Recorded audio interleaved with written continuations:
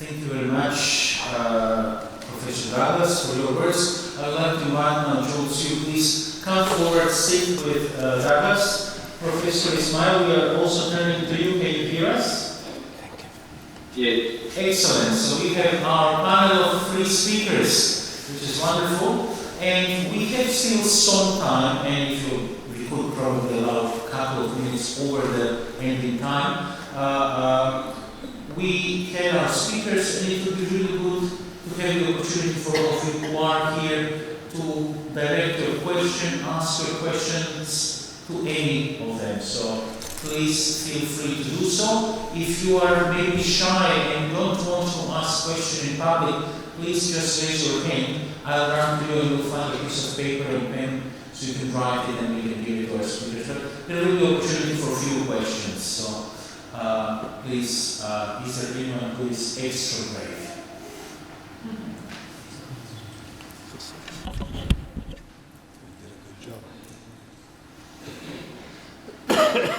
Okay, is there anyone who is of average?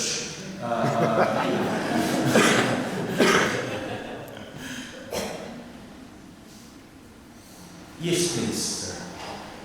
George, sir, could you just mind saying again the 4-point outlines that you began with? The 4th point was action, but what were your 1, 2, and 3? Say that again? Oh, your 4 structure. point outlines. The structure. The structure, yeah. What were the 4 points? The last one was action. Right. Last one was action. First one was definitions of social justice. The second one was biblical references, thank you. And the third one was some specific social justices or injustices. Thanks. Next one, please.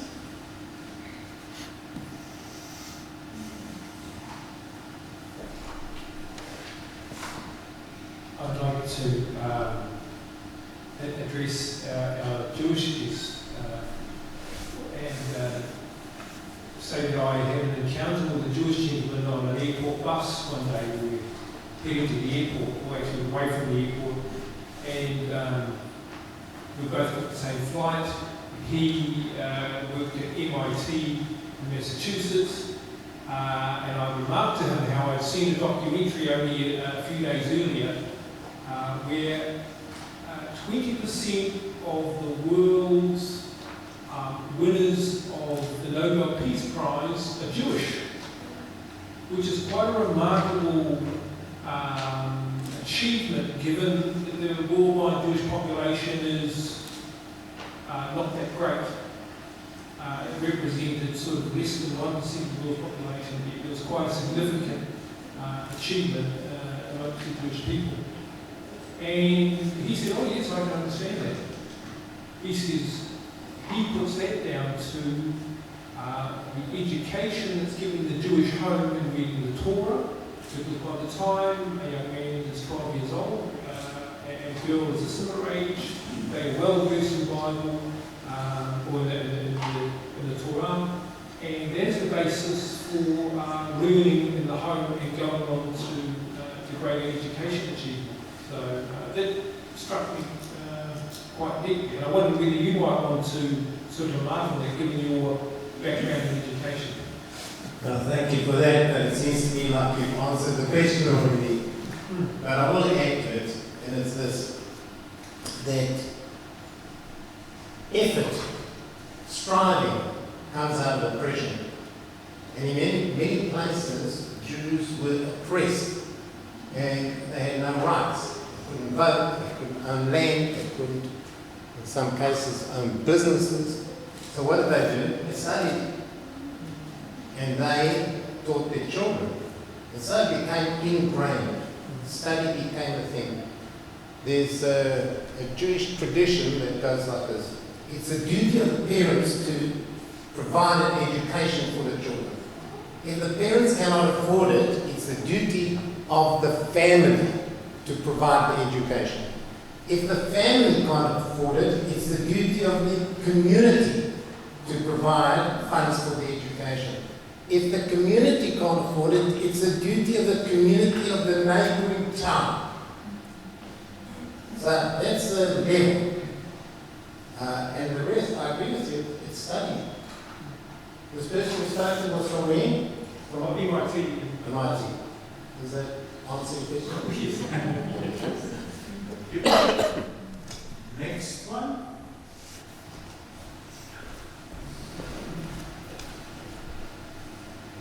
Jules, there's an even more interesting statistic about comedians in America. What's the statistic? 70%, 80% of the comedians in America are professional. That's money.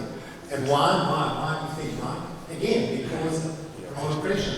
The way that Jewish people in the suppression expressed themselves was two ways. One was humor and the second one was curses. They would curse people. They had no rights to the legal system, and if they did go to the police or to the magistrate, they were laughed off. So they got to cursing. Like, for instance, it's a Jewish curse, somebody would say, "May you grow like an onion with your head in the ground." That's the kind of curse that they're doing there. Next one.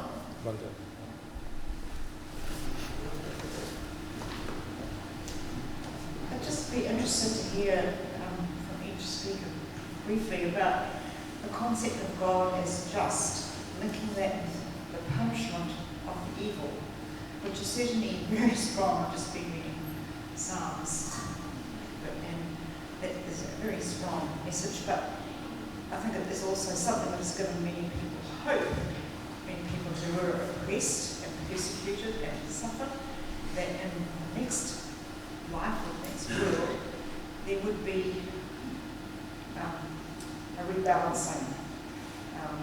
The wicked would be punished, because we don't often see them being punished in this world.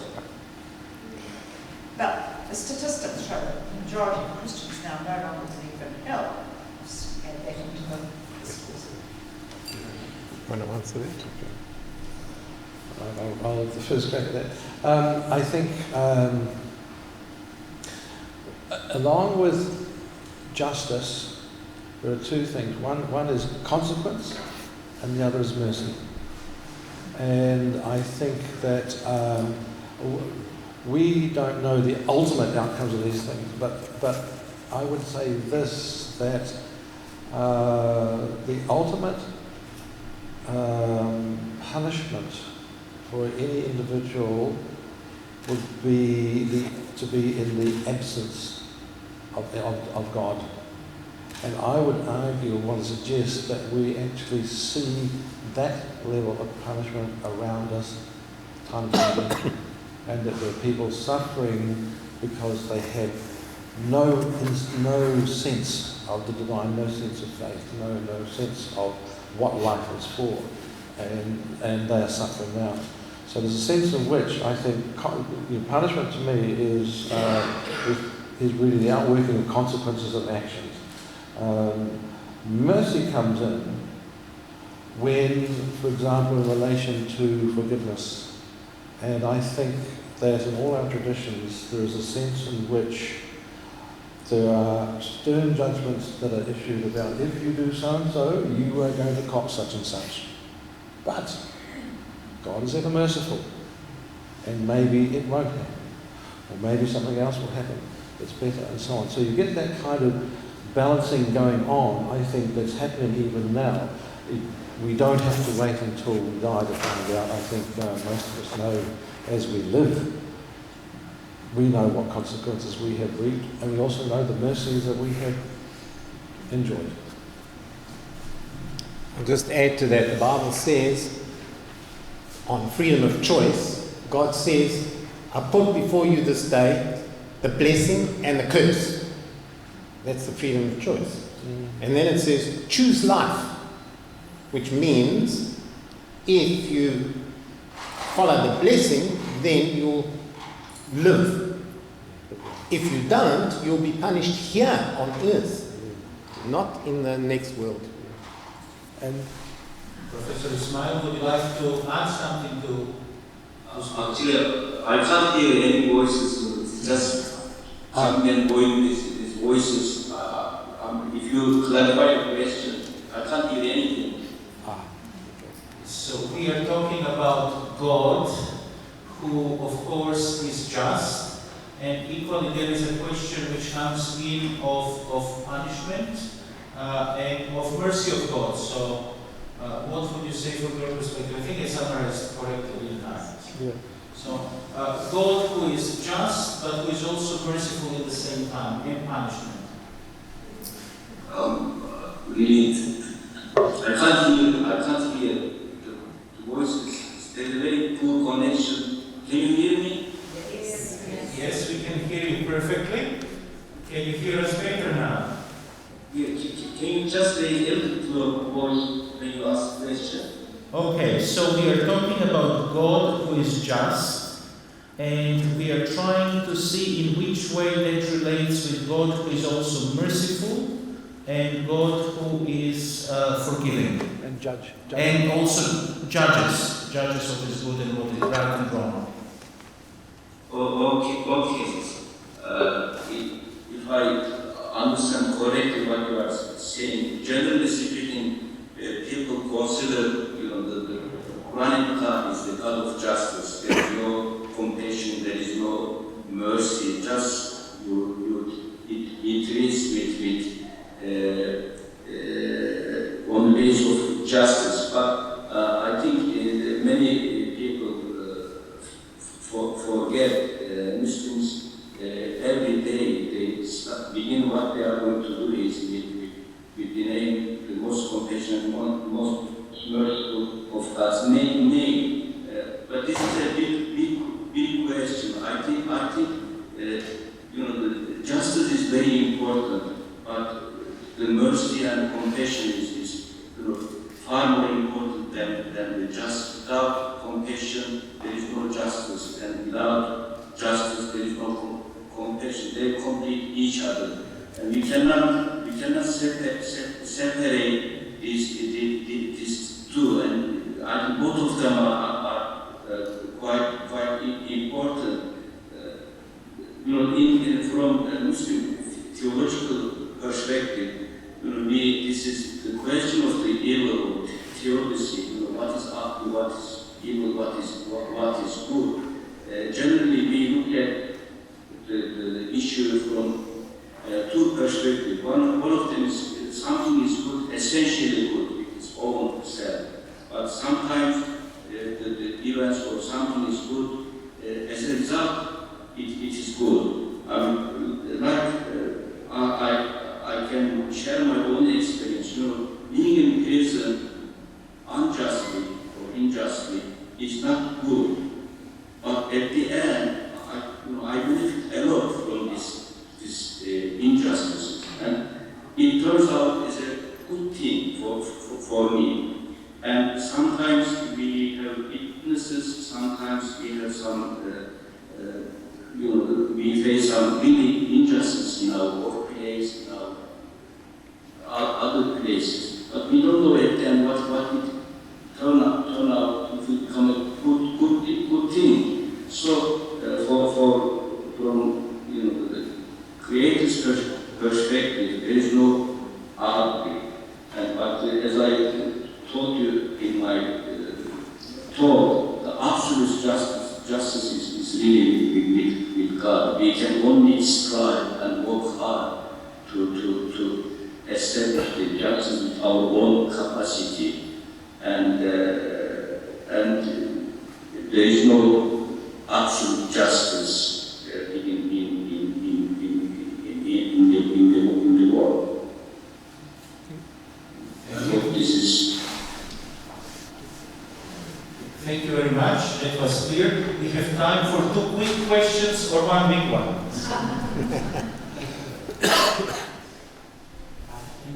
Thank you very much. I want to address to the three speakers. Will missionary work in European countries because there's no peaceful communities because of the government ideology conflicting with social justice and faith, something like that. Maybe anyone can question. Okay. You're saying about missionary?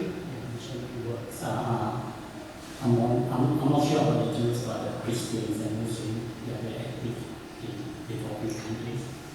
And sometimes there's a conflict because most developing countries have different communities, different faith. And we try to unite the people, sometimes divide the people to really just so that's how. Okay. It largely depends on the agency engaged in missionary activity, whether it's Muslim or whether it's Christian. If the agency is there for humanitarian purposes and not driving a religious agenda, in other words, a partnership type model to help the people in their context, then things can work quite well.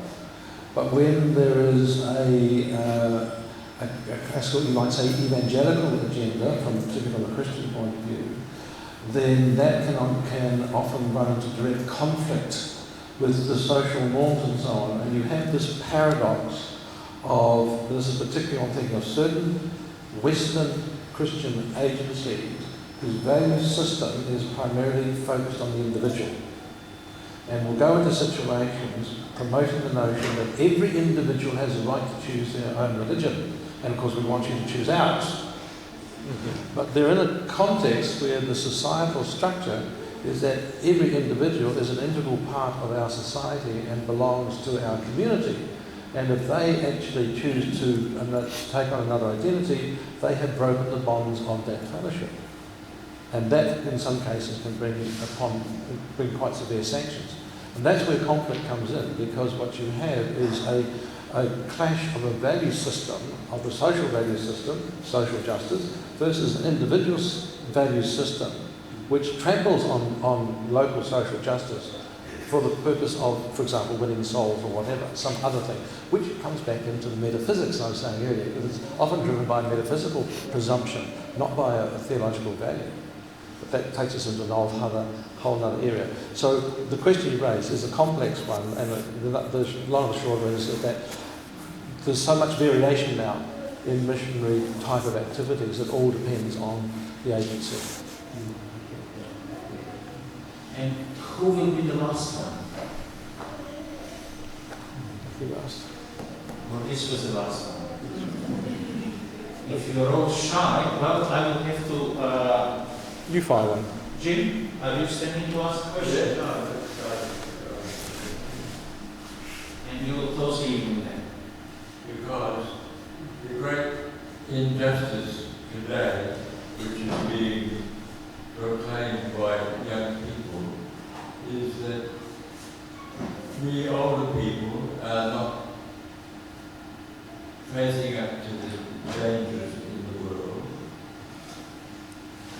and the climate is changing and all sorts of terrible things are happening, and they want us to do something about it.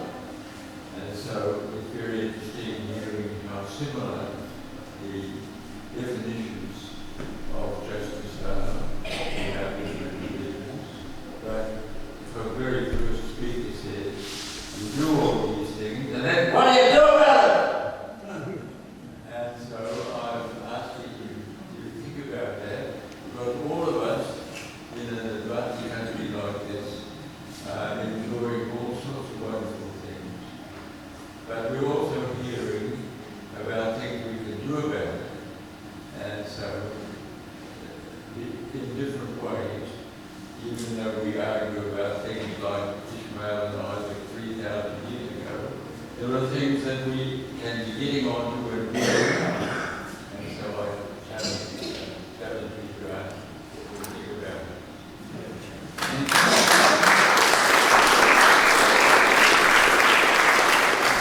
This is where the talking stops and the action begins. Thank you very much to each and every one of you. Thank you, of course, to Jules. Thank you for breaking the ice and speaking with us. Thank you, Professor Ismail. Stay with us for a little bit more, and Professor Douglas, thank you so much for your contribution. I would like to invite Dean of this cathedral, Reverend Mills, to come here, because we have a small present for our speakers. I'm terribly sorry, Professor Ismail, we won't be able to give you your present, and maybe Australian quarantine will anyway be very strict with you taking it back to Australia. But we will give presents to the speakers who are here, and then to someone else on your behalf. Thank you. I've got Sophie to help me as well. Can I just add my welcome to everyone who's here, and again it's a joy and a delight for us to be able to welcome all of you as we gather tonight. I was reminded as I listened to the words of wisdom of our speakers, we have a number of young people, well we have 3 extra young people living in our house at the moment who my daughter kindly brought back from France, 20 and 21-year-olds, one from South Africa, one from Spain and one from the UK. And as we sit around our dining room table having dinner at night and begin to just have casual conversation, there are many things in New Zealand that we take for granted that we think everyone else understands, like being in the sticks, or like a chili bin, or like going to the batch. And all of a sudden, around the dining room table, with 5 different countries in conversation, this language that you go, what do you mean? What are you talking about? Where are we going when we go into the batch? What are you taking us to when we go into the sticks? And as I sat here tonight, and as we sit here in conversation with you, our brothers and sisters of other faiths, a similar thing begins to happen inside of me. And a whole new world is opened up, where I know so much and I know so little. And every time we gather, I am enriched and blessed by what I know and what I don't know. And the doors and windows are suddenly opened up in my knowing of God. And so thank you to Jules and David Ismail for their contributions tonight, to all of you for coming to share what we know and what we don't know. And the conversation I know will continue. So thank you for listening.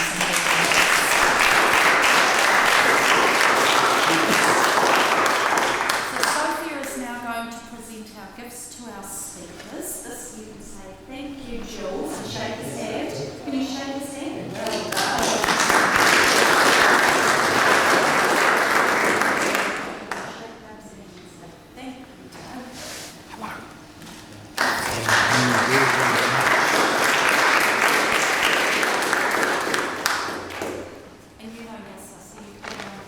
He doesn't know yet that he will get it, you know. Do you know, yes, yes, this is for your snake. And you know her, yes, you can shake his hand.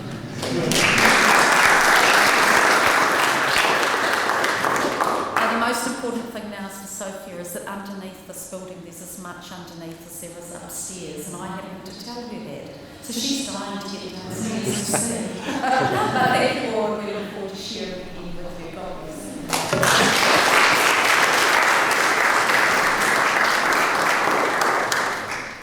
There is nothing better than putting people on the spot, so I would like to offer the opportunity, Jules would like to be so kind and offer for us a final prayer. We can go in peace and rest in peace.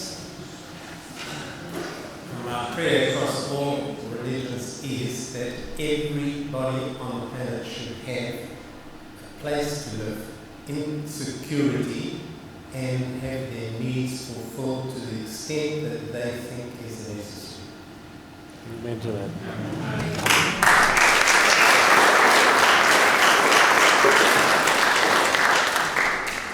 Marie, good night. Laila Tov, thank you very much to all of you. Thank you, Professor Ismail, for your presence among us today. God bless.